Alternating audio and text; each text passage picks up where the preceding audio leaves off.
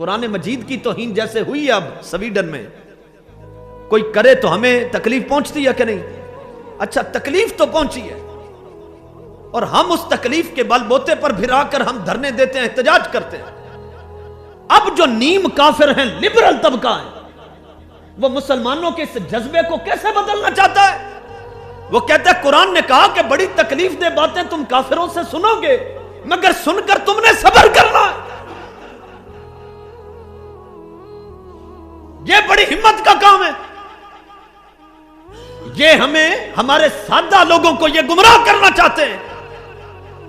ہمیں معلوم ہے کہ قرآن مجید کس صبر کی اور کون سے مقام پر بات کر رہا ہے۔ اس مقام پر اس صبر کی بات نہیں ہوئی کہ ادھر توہین ہو اور مسلمان گھر بیٹھا رہے، ادھر حضور کی ختم نبوت پر حملہ ہو اور مسلمان بالکل ہاتھ پہ ہاتھ رکھ کے گھر بیٹھ جائے۔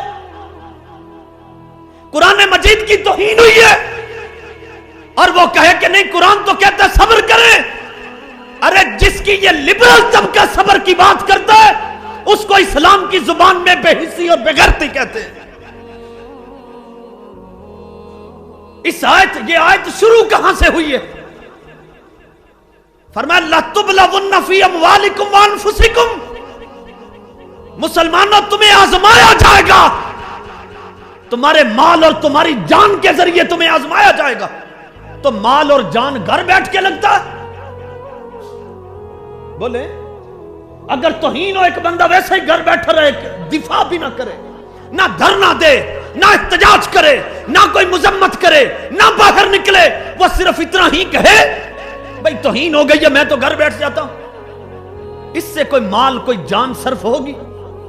آیت شروع کہاں سے؟ فرمایا لَتُبْلَوُنَّ فِي أَنفُسِكُمْ فِي أَمْوَالِكُمْ وَأَنفُسِكُمْ، مسلمانوں تمہارے مال اور تمہاری جان کے ذریعے تمہیں آزمایا جائے گا۔ وَلَا تَسْمَعُنَّ مِنَ الَّذِينَ أُوتُوا الْكِتَابَ مِنْ قَبْلِكُمْ وَمِنَ الَّذِينَ أَشْرَكُوا، فرمایا ضرور تم سنتے رہو گے اہل کتاب سے اور مشرکین سے، وہ تمہیں تکلیف پہنچاتے رہیں گے، کبھی تمہارے دین پر حملہ کریں گے، تمہارے قرآن پر حملہ کریں گے، کبھی تمہارے نبی پر حملہ کریں گے، ان کی عزت و ناموس پر، ان کی ختم نبوت پر حملہ کریں گے۔ تو تم نے کون سا صبر کرنا ہے کہ سن کر گھر بیٹھ جانا ہے؟ فرمایا نہیں، تم نے پھر اس پر ان پر دفاع کرنا ہے، ان کے خلاف حملہ کرنا ہے، تم نے ان کو جوابی کاروائی دینی ہے۔ جب تمہارے نبی کی عزت محفوظ نہ ہو، جب تمہارے قرآن کی عزت پر حملہ ہو جائے تو تم نے پھر جنگ چھیڑ دینی ہے، اور جنگ چھیڑ کر بھاگنا نہیں، پھر صبر کرنا ہے۔ جہاں پر جس صبر کی بات ہے وہ میدان جنگ میں مردوں کی طرح کھڑا ہونے کے صبر کی بات ہو رہی ہے، کہ پہلے چھیڑنی نہیں تھی جنگ، جب چھیڑ لی پھر صبر کرو، پھر جان جاتی ہے تو چلی جائے پھر صبر کرنا، پھر تمہارا مال ضائع ہوتا ہے ہونے دو، اس لیے کہ تمہاری آزمائش کا وقت ہے۔ اب بتائیں کس صبر کی بات ہوئی ہے؟ بغیر دفاع کے بندہ گھر بیٹھ جائے، یہ صبر بے غیرتی ہے، یہ بے حسی ہے، یہ مجبوری ہے، لیکن وہ صبر ہے جو امام حسین نے کیا ہے۔ بتائیں صبر ہے کہ نہیں؟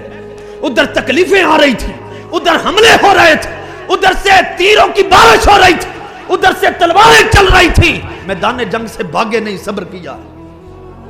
اس صبر کی بات ہے، اور جو پھر میدان میں ڈٹ جائے اسی کو قرآن نے اس صبر کو کہا ہے یہ ہمت والے لوگوں کا کام ہے۔ آپ کس صبر کی بات کرتے ہیں؟ فرمایا تمہیں تکلیف پہنچے گی، ایک تکلیف یہ ہے کہ مجھے کوئی گالی دے، اس پر صبر کروں تو یہ کمال ہے، لیکن میرے دین پر حملہ ہو پھر صبر کروں بے غیرتی، نبی کی عزت پر حملہ ہو پھر صبر کروں تو یہ بے غیرتی۔ یہ یہاں پر جس صبر کی بات ہو رہی ہے اس صبر سے مراد یہ ہے جب دین پر حملہ ہو جنگ چھیڑ دو تم، اور پھر اس کے بعد جب تم پر مصیبتیں آئیں تو پھر تم نے صبر کرنا۔